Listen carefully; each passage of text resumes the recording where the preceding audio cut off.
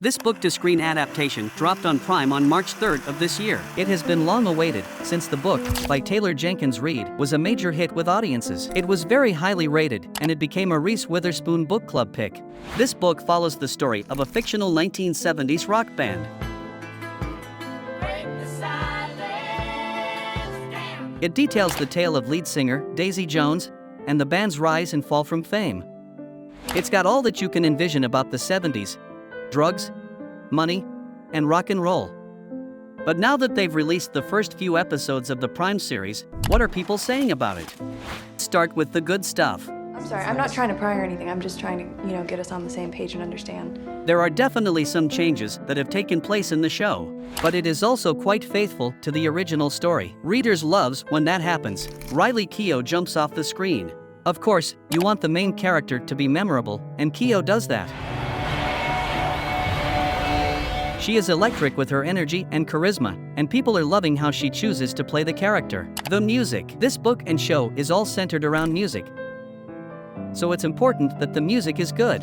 The tunes are catchy, and fans are enjoying them. The actors worked very hard to become the characters they play. Many of them learned to play instruments and to sing so that the story could be as realistic as possible. You can feel that effort on screen, and it makes for great musical chemistry. Cool format. It's set up like a documentary of sorts, where they interview the band members years later. There are flashbacks and then they go back to the interview. It pulls that off very well.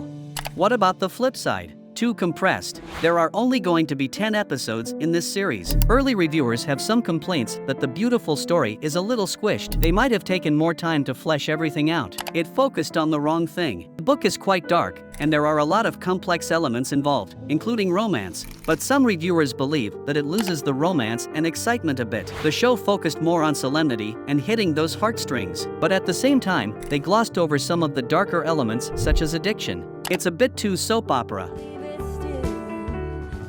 There is a lot of fetishization that goes one of many 70s rock band elements. For example, they paint drug use in a little bit of a cool, good light. I don't know who I am. It's about dreaming of something different. Baby.